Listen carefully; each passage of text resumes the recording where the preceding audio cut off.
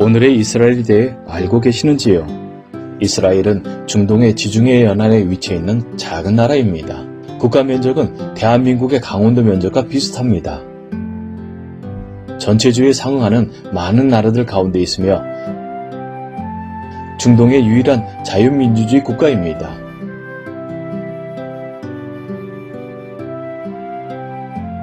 이스라엘은 농업 및 의학의 최첨단에 서 있습니다. 거의 매일 기술적 진보와 발명이 이루어지고 있으며 그들의 발견과 지식으로 다른 나라에 봉사하기를 원합니다. 설문조사에 따르면 이스라엘에 사는 거의 모든 사람들이 행복하다고 합니다. 이스라엘은 성경의 땅입니다. 성경에 나오는 이야기들 대부분이 이스라엘에서 생긴 일입니다. 아마 여러분은 성경에 나오는 하나님의 사람들 중 아브라함, 이삭, 야곱, 요셉, 모세, 여호수아, 다윗, 그리고 다른 하나님의 사람들에 대한 영화들을 보았을 것입니다. 무엇보다도 예수님이 이 땅에서 태어나셨고 사셨습니다. 이 모든 이야기는 이스라엘 땅과 관련됩니다. 이 사람들은 다 하나님께서 그 이스라엘 땅에 살도록 구성하신 이스라엘 백성, 유대 백성의 일원이었습니다. 이 민족은 어떻게 시작되었을까요? 먼저 우리는 하나님께서 세상을 창조하신 이래 하나의 깊은 갈망을 마음에 품고 계셨음을 알아야만 합니다. 곧 자신의 사랑을 우리 각자에게 보여주시면서 우리와 사랑의 관계를 가지시는 것이었습니다. 이를 위해 하나님은 어느 한 사람, 그 역시 하나님을 만나고 싶어하는 한 사람을 찾아야 했습니다. 이 사람과 함께 하나님은 하나님을 알고 하나님을 신뢰하며 하나님의 길을 배워 그것들을 세상의 모든 다른 민족들에게 전달해줄 한 백성을 만들고자 하신 것입니다. 이 계획을 이끌어 가시기 위해 하나님은 한 사람을 눈여겨보셨고 그의 이름은 아브라함이요 4,000년 전에 살았던 인물입니다. 아브라함은 우상 숭배하는 백성들 가운데에서 살았기 때문에 하나님을 알지 못했습니다. 그러나 아브라함은 하나님을 진정으로 알고 싶었습니다. 어느 날 하나님께서 자신을 나타내셨고 아브라함을 부르시면서 말씀하셨습니다. 아브라함아, 너는 내 고향과 친척과 아버지 집에서 나와 내가 내게 보여줄 땅으로 가라.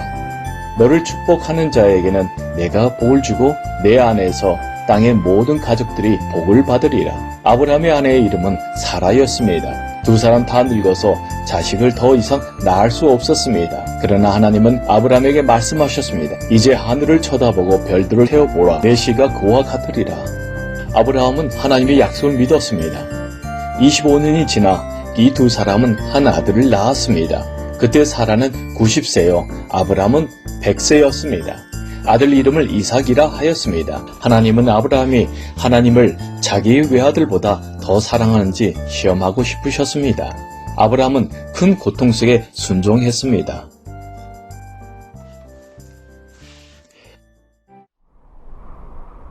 아브라함아, 내가 여기 있나이다.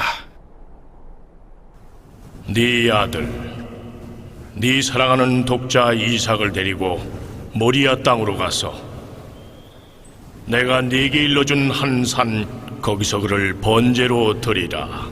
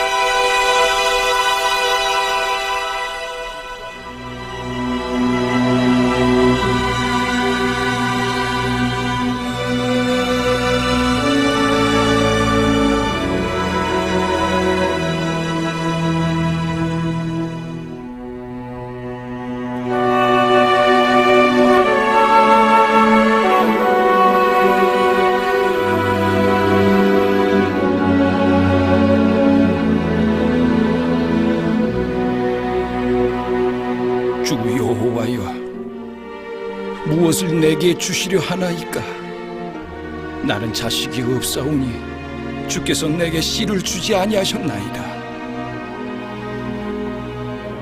하늘을 우러러 뭇별을 셀 수 있나 보라. 네 자손이 이와 같으리라.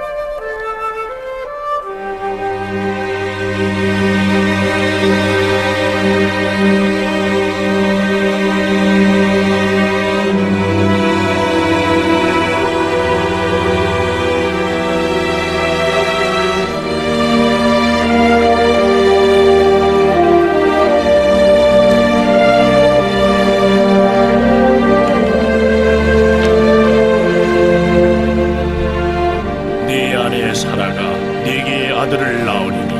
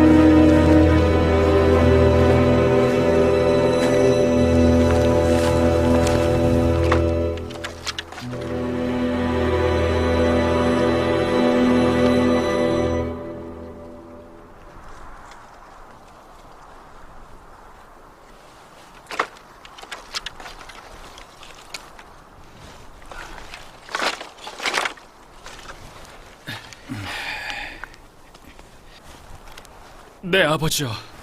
내 아들아, 내가 여기 있노라. 불과 나무는 있거니와 번제할 어린 양은 어디 있나이까? 내 아들아, 번제할 어린 양은 하나님이 자기를 위하여 친히 준비하시리라.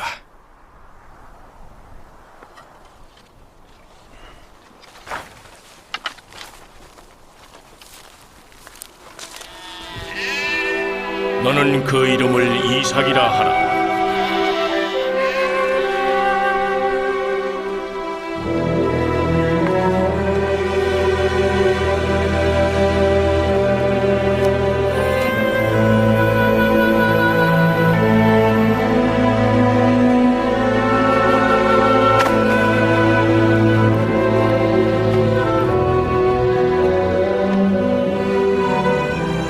내가 그와 내 언약을 세우리니 그의 후손에게 영원한 언약이 되리라.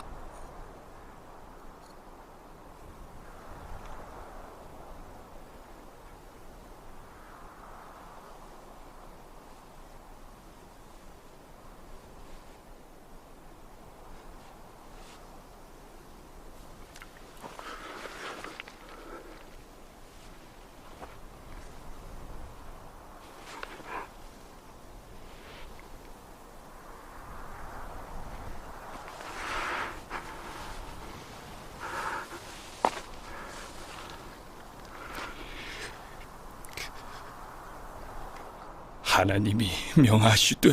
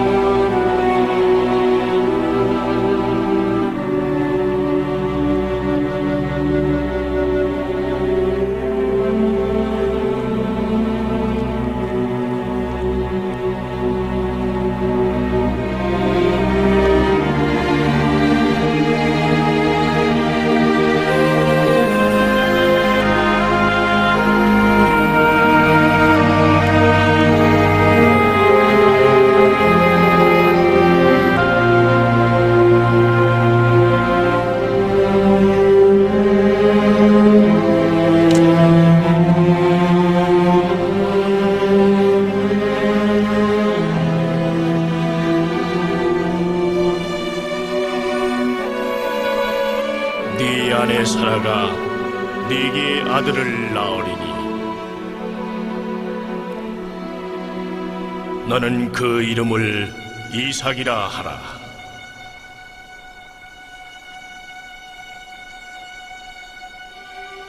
내가 그와 그의 후손에게 내 언약을 세우리라.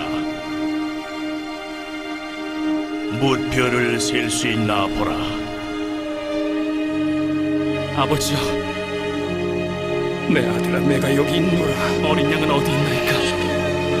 하나님이 명하시되 네 자손이 이와 같으리라. 아브라함아, 내가 여기 있나이다. 아브라함아, 이삭에게 네 손을 대지 말라. 그에게 아무 일도 하지 말라. 네가 네 아들 네 독자까지도 내게 아끼지 아니하였으니 내가 이제야 네가 하나님을 경외하는 줄을 아노라. 네가 이같이 행하여 네 아들 네 독자도 아끼지 아니하였은즉 네 씨가 크게 번성하여 하늘의 별과 같고 바닷가의 모래와 같게 하리라.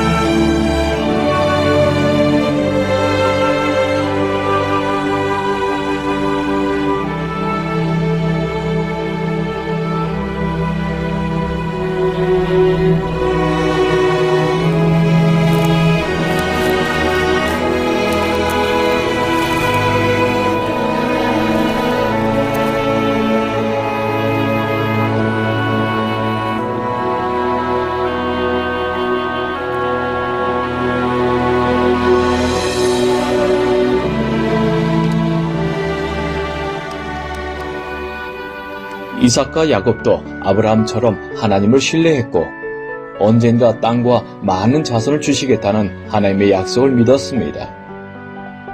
하나님은 아브라함의 손자 야곱을 특별히 만나주시면서 이름도 바꿔주셨습니다.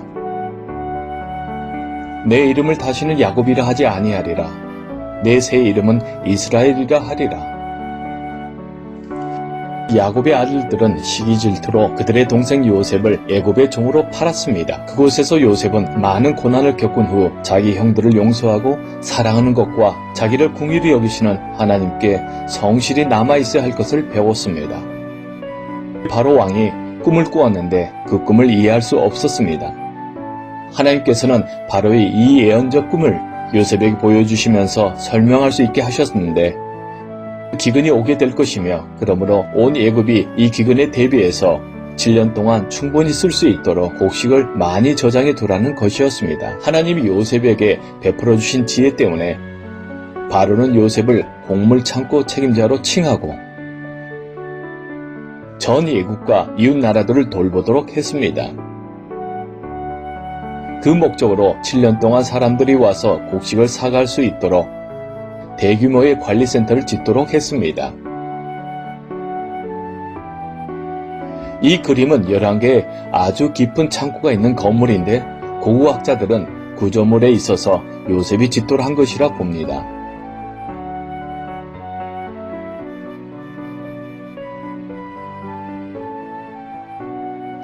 기근은 가나안 땅에도 덮쳐왔고 이스라엘의 아들들은 곡식을 사기 위해 애굽으로 내려갔습니다.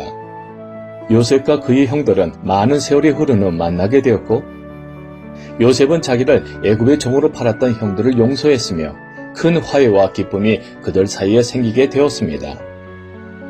나중에 바로는 이제 70명이 된 요셉의 온 가족을 양식이 넉넉한 애굽에서 살도록 초청했습니다.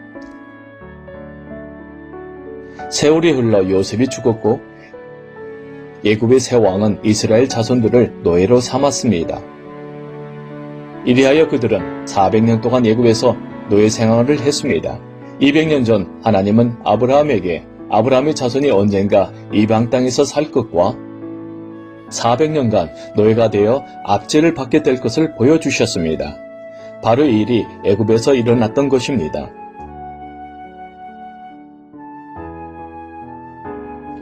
그러나 히브리 백성은 하나님께서 약속하셨던 땅 가나안으로 하나님께서 다시 돌아가게 해주실 것을 알았습니다. 노예로 시달리는 그들의 고통은 더욱더 견딜 수 없게 되었으며 구원을 위해 하나님께 부르짖었습니다.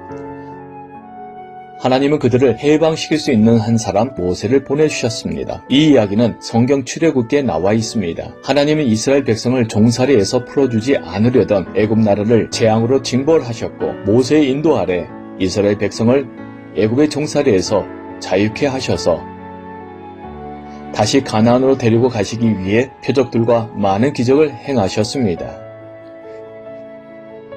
그 당시 유대민족 곧 아브라함의 자손들은 이미 그 수가 100만을 넘었습니다. 유대민족이 애굽을 떠났을 때 하나님은 출애굽기 13장의 말씀처럼 그들을 직접 인도하셨는데 그들이 밤낮으로 행군할 수 있도록 낮에는 구름 기둥으로 앞서 가시며 길을 인도하시고 밤에는 불 기둥으로 비추어 주셨습니다.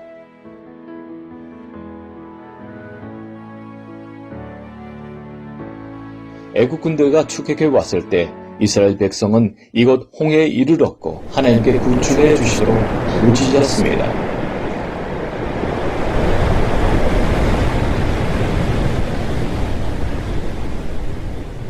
하나님께서 바닷물을 가르셔서 2개의 거대한 물벽을 지으셨고 유대 백성은 마른 땅으로 안전하게 건널 수 있었습니다.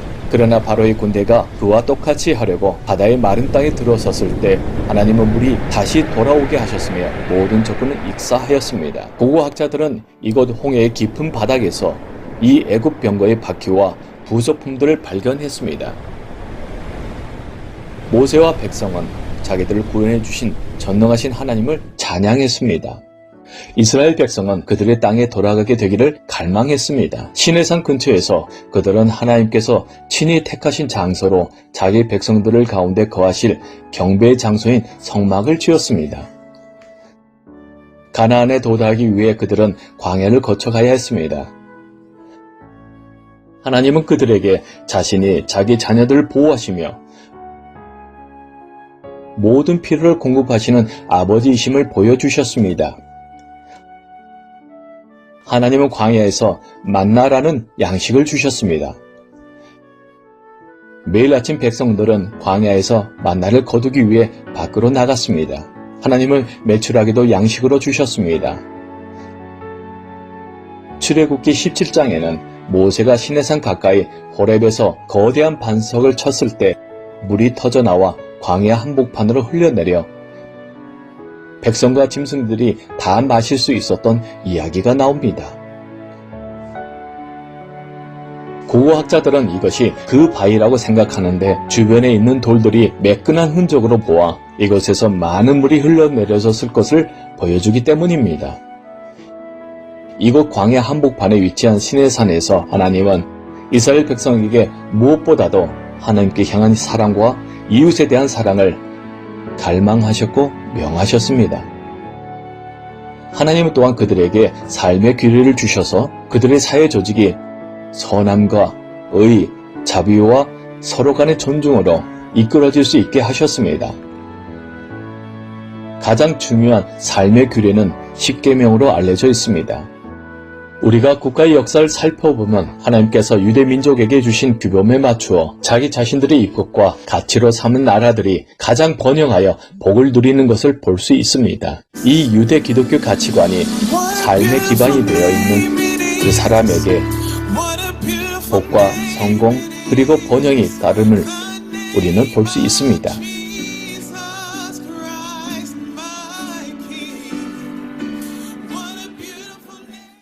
이스라엘 백성이 마침내 가나안 땅에 도달했을 때 하나님은 모세의 후계자 여호수아에게 그 약속의 땅을 밟고 들어가 정복하라고 지시하셨습니다. 그 당시 가나안에서 살았던 사람들은 매우 부패하였고 부도덕해져 있었습니다. 하나님께서는 자신의 백성들이 그들의 땅에 정착하여 정의롭게 살 수 있기를 그리하여 다른 민족들에게 빛과 모범이 되길 원하셨습니다. 바로 이것이 하나님께서 아브라함, 이삭 그리고 야곱의 자손 이스라엘 백성에게 가지신 하나님의 부르심이었습니다. 수년이 지나 백성들은 이미 가나안 땅에서 기반을 잡았고 하나님을 사랑하고 신뢰하는 한 왕이 있었습니다. 그의 이름은 다윗이었습니다. 다윗은 어린 시절부터 양들을 지키며 돌보았는데 푸른 초장으로 인도하며 사막 속에서 물을 찾아내며 맹수들로부터 보호해내야 했듯이 하나님도 우리를 사랑하시며 잘 돌보아 주신다는 것을 깨달았습니다. 다윗 왕이 예루살렘을 정복하여 이스라엘 수도로 삼았던 것은 지금부터 3000년 전의 일로서 예루살렘은 오늘날까지 이스라엘의 수도로 남아 있습니다. 다윗 왕은 하나님의 집, 성전을 짓고 싶은 깊은 갈망이 있었습니다. 하나님은 선지자 갓을 통해 지어져야 할 정확한 장소를 가르쳐 주셨습니다.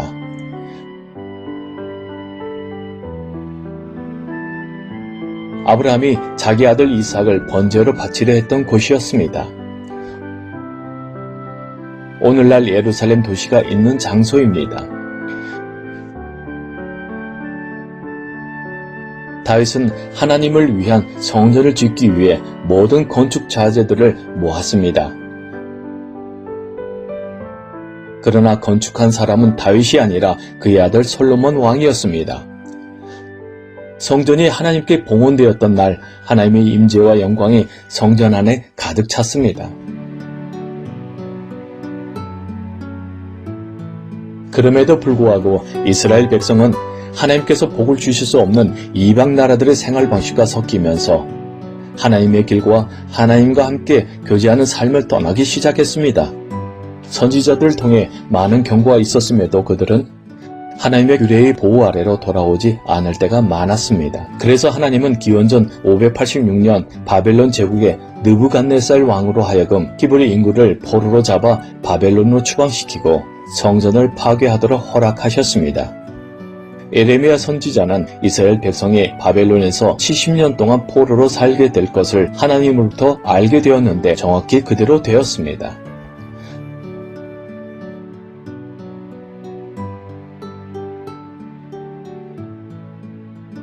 하나님께서는 페르시아의 고레스 왕의 주권 아래 다시 문을 열어 이스라엘 백성으로 하여금 약속의 땅으로 다시 귀환하게 하셨고 예루살렘 도시와 두 번째 성전을 다시 지을 수 있게 하셨습니다. 이 시기에 하나님께서는 자신을 아주 조금 계시해 보여주셨고 이스라엘이 취해야 할 예언적 지시도 조금밖에 없었습니다.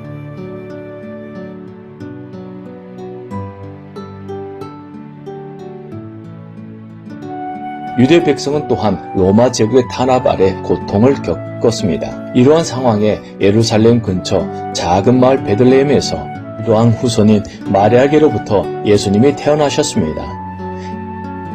예수님께서 30세가 되어 사역을 시작하셨을 때 많은 이적들과 더불어 영적인 권위로 가르치셨기에 백성들은 놀라워했습니다. 예수님께서는 하나님이 자비롭고 긍휼이 많으시며 용서하시는 분이라는 것, 하나님의 사랑을 신뢰하고 하나님과 또한 우리 이웃을 사랑하여야 할 것을 보여주었습니다. 그러신 후 예수님은 자기 목숨을 다른 많은 사람들을 위해 바쳐주셨습니다. 예수님 이후 70년이 지나 로마인들은 예루살렘 도시와 그 두 번째 성전을 파괴시켰고 이스라엘 백성은 강제 추방당해 다른 나라들로 도망했습니다. 그리하여 아브라함의 후손 유대 백성은 또다시 하나님이 주신 땅 가나안 땅이 없게 되었습니다. 그럼에도 불구하고 그들의 땅에 여전히 살았던 소수의 유대인들이 늘 있었습니다. 유대인이었던 하나님의 대언자들은 이미 구약 성경 안에서 하나님의 백성이 그들의 땅을 빼앗기게 될 때 그 땅은 사막이 되고 황폐게 될 것을 선포했었습니다. 또한 이렇게 되면 하나님의 백성이 하나님의 계명을 따르지 않았기 때문에 추방시켜야만 했던 하나님의 고통의 표현이라는 것이었습니다. 비록 많은 제국과 여러 다른 민족들이 이스라엘 땅에 정착했지만 거의 2000년간 그 땅을 생산적으로 만들 수 없었습니다. 모든 것이 사막이요, 폐허였습니다.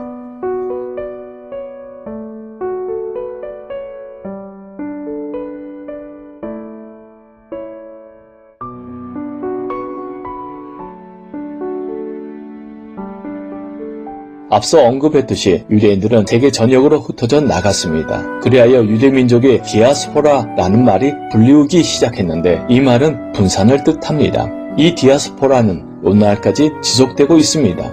이렇게 하여 하나님의 백성은 그들의 고유 문화의 한 부분을 잃어버렸고 그들이 망명에서 살고 있던 다른 나라에 동화되었습니다. 그들의 히브리 언어를 이스라엘 국민답게 더 이상 사용할 수 없었습니다. 또 하나님을 예배하기 위해 순례하곤 했었던 성전도 없고 거룩한 성 예루살렘도 없게 되었습니다. 그럴지라도 대다수의 유대인들에게는 되돌아가려는 갈망이 있었습니다. 유대인들은 그들이 도착하였었던 각 나라들을 위해 많은 진보와 갱신을 가져다 줌으로써 국가 발전에 기여했습니다. 비극적으로 교회는 유대인들이 예수님을 죽였다고 잘못 가르침으로 인해 유대인들을 향해 큰 잘못을 지니게 되었습니다. 비록 하나님의 말씀은 모든 사람, 유대인과 이방인이 예수님의 죽음에 합작했다고 명시하고 있음에도 말입니다.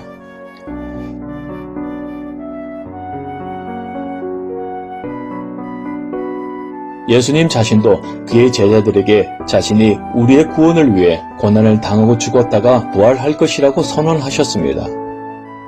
주님의 고난은 하나님의 계획의 일부였습니다. 그러나 그의 이 잘못된 가르침은 유대 백성으로 하여금 지난 1900년간에 걸쳐 부당하고 잔인하게 박해를 받도록 만들었습니다. 유대인들은 시대에 걸쳐 있던 여러 제국들과 세계의 여러 나라들에게 다양한 유형의 고통과 거짓 고소 및 대량 살인에 노출되었습니다. 그들의 소유물은 압수당했고 그들 자신은 노예로 팔렸고 학대당했으며 그들의 전능하신 하나님 곧 아브라함, 이삭 그리고 야곱의 하나님을 믿는 신앙을 포기하도록 강요당했고 거부했을 경우 사형 선고를 받았습니다. 서기 1500년대 스페인과 포르투갈에서는 교회와 스페인 귀족들에 의해 유대인에 대한 강한 핍박이 시작되고 실행되었습니다. 그 결과로 수천 명의 유대인들은 생존과 자유를 찾아 그리고 그들의 신앙을 지키기 위해 라틴 아메리카로 도망가야만 했습니다. 유대인들은 신대륙의 경제 생활을 장려하므로 매우 존경받는 사람들이 되었습니다. 그러나 이곳 라틴 아메리카에서도 교회는 팬 종교 재판을 설립했습니다. 이로써 박해가 다시 시작되었습니다. 많은 사람들이 체포되었으며 고문을 당했고 가족들은 서로 떨어지게 되었으며 빈곤에 시달리게 되었고 누구든지 그들의 신앙을 부인하지 않는 사람들은 화형에 처해졌습니다.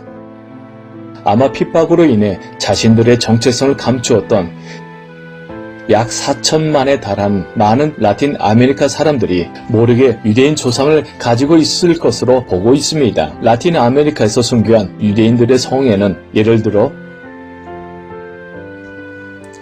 들이 있습니다. 거의 모든 세계마다 또 여러 다른 유럽 나라들 안에서 유대인들은 박해와 무서운 배척을 당했습니다.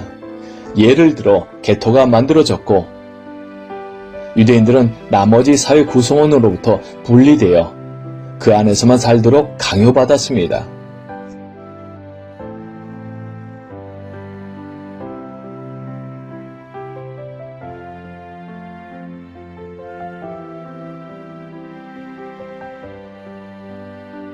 그 정점은 20세기 유럽에서 일어났습니다.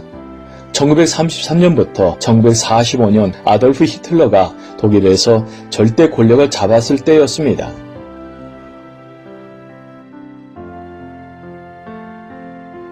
명성을 얻으려는 의도와 함께 히틀러는 전 세계를 점차적으로 정복하려고 이웃나라들을 침략하기 시작했습니다. 이로써 제2차 세계대전이 일어나게 되었습니다.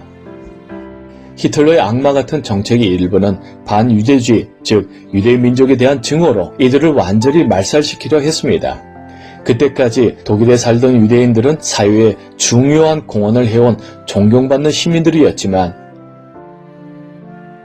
히틀러는 그들에 대한 강한 거짓 선전 시스템을 산출해냄으로써 독일인, 특히 어린이들과 청소년들로 하여금 유대인이 적이라고 가르쳤습니다. 히틀러는 끊임없이 유대인 근절을 위한 자신의 목표를 달성하려고 이러한 거짓말을 반복했습니다.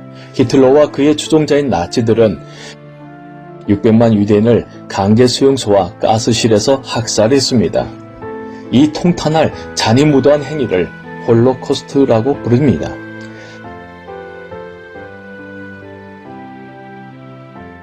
대부분의 독일인들은 히틀러가 두려워 아무 말도 못했습니다. 그러나 가끔 유대인을 구출할 방법을 찾은 용감한 사람들이 있었습니다. 폴란드의 바르샤바 게토에 자주 드나들었던 간호사 이레나 샌들러는 2,500명의 유대인 아이들을 조금씩 비밀리에 구출했습니다.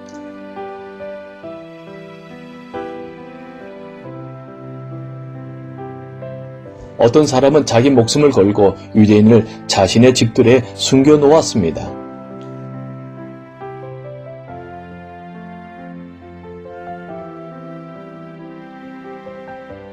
(14살짜리) 유대인 소녀 안네 프랑크는 2년 동안 가족과 함께 숨어 있었습니다. 그 당시 안네는 자기의 개인 일기장에 자기가 경험한 것을 적었습니다. 불행히도 안네와 그 가족은 발견되어 강제 수용소로 옮겨져 살해당했습니다. 안네의 감동적인 일기는 후에 안네의 일기라는 제목으로 여러 나라 말로 출판되었습니다.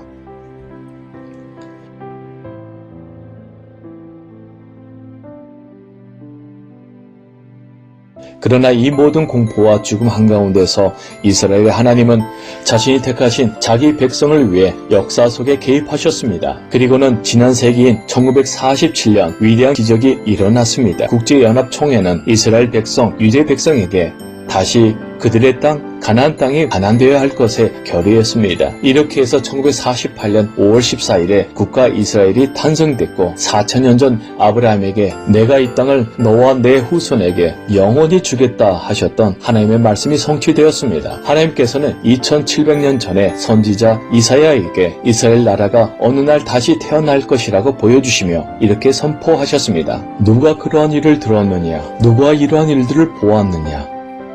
혹은 한 민족이 순식간에 태어나겠느냐? 시온은 진통하자마자 자기 자녀들을 낳았도다. 시온이란 단어는 다른 말로 예루살렘을 또는 이스라엘 땅이나 유대민족을 뜻합니다.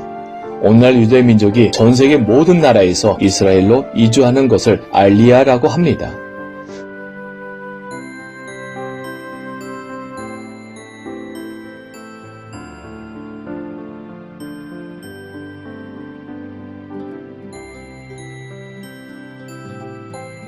지난 70년 동안 이스라엘 인구는 100만 명 미만에서 거의 900만 명으로 증가했습니다. 하나님께서는 그들에게 황폐한 땅을 비옥하게 만들고 번성케 하는 은혜를 주셨습니다.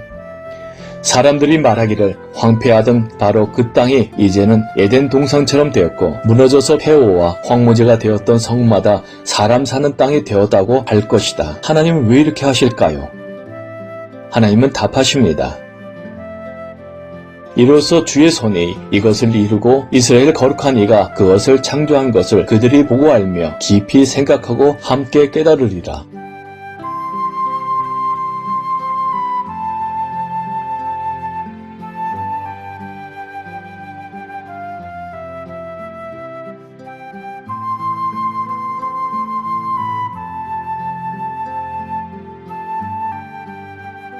오 너희 이스라엘의 산들아 너희가 너희 가지를 뻗고 내 백성 이스라엘 위하여 너희 열매를 맺으리니 이는 그들이 오는 때가 가깝기 때문이니라. 보라 내가 너희를 위하노라. 너희에게로 돌이키리니 사람들이 너희를 갈고 너희에게 씨를 뿌리리라. 내가 사람들 곧 이스라엘의 온 집을 너희 위에 번성하게 하리니 우리는 하나님께서 당신의 백성 이스라엘에게 주셨던 계획과 약속에 신실하신 것을 봅니다. 하나님은 사랑 안에서 우리 각자를 위한 개인적 계획을 가지고 계시며 우리가 그분께 속하기를 원하십니다. 하나님은 우리에게도 신실하실 것입니다.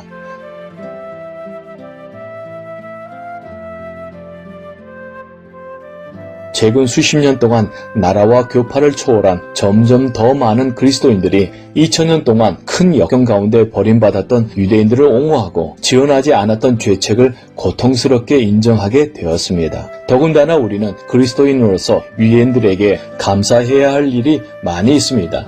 그들로부터 우리는 구약 성경, 참되시며 살아계신 하나님에 대한 지식, 언약들, 족장들과 맺으신 하나님의 언약들, 선지자들과 믿음의 선진들, 구속자 예수 메시아, 그리고 신약 성서들을 받았습니다. 많은 그리스도인들이 회개하였고 하나님과 유대 백성에게 용서를 구했으며 현재와 미래에 그들을 지원하겠다고 약속했습니다. 오늘날 우리는 새로운 반유대주의 물결이 전 세계에 퍼지는 것을 큰 우려의 시각으로 바라보고 있습니다. 이스라엘은 자주 테러 단체의 공격을 받기 때문에 여느 다른 국가들과 마찬가지로 자기들의 국경과 민간인을 보호해야 합니다. 그런데 이를 위한 행동은 자주 비난을 받습니다. 이스라엘이 세상에 행하고 있는 좋은 일들에 대해 언급하겠습니다. 다른 나라의 홍수, 지진, 허리케인, 화산 폭발과 같은 재난이 닥치면 이스라엘은 항상 도움을 보내는 첫 번째 나라 중에 하나입니다.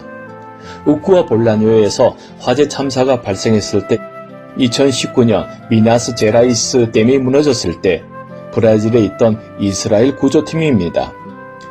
이스라엘 적대국 출신의 아랍인들도 마찬가지로 이스라엘 병원에서 받아들여지며 의료시술을 받습니다. 이스라엘은 농업, 기술 및 의학 분야에 있어 끊임없는 발전과 발견을 이루면서 이 지식을 개발도상 국가들, 특히 제3세계 국가들과 공유하여 그들의 발전을 돕습니다. 또한 장학금 및 교육을 제공합니다. 수년에 걸쳐 3,000명 이상의 이스라엘 국가의 경비로 이스라엘에서 공부했습니다. 지난 4,000년 동안 이스라엘은 열방이 이스라엘을 통해 축복을 받게 된다는 하나님의 계획을 이해하지 못하는 나라들 아래에서 자주 고통을 겪어야만 했습니다. 세상이 창조되기 전 이미 하나님은 모든 인류를 위한 사랑의 계획을 가지고 계셨습니다. 여기서 우리는 이 계획이 실현될 수 있도록 하나님께서 아브라함과 그의 후손을 선택하신 것을 보았습니다. 하나님의 아들이시여 이스라엘의 메시아 유대인의 왕으로 우리 그리스도인이 공인하는 우리 주 예수님께서는 주님의 때가 이르면 하늘로부터 다시 오시겠다고 약속하셨습니다. 그분의 발은 예루살렘 감난산에 서실 것이며 예루살렘에서 세상을 다스리실 것입니다. 우리가 이 계획의 한 일부인 것과 이스라엘을 지지하며 사랑하는 것은 하나님의 뜻입니다. 그렇게 함으로써 우리는 하나님께서 아브라함에게 약속하신 복을 나누게 될 것입니다. 너를 통해 온 족속이 복을 받으리라. 아멘.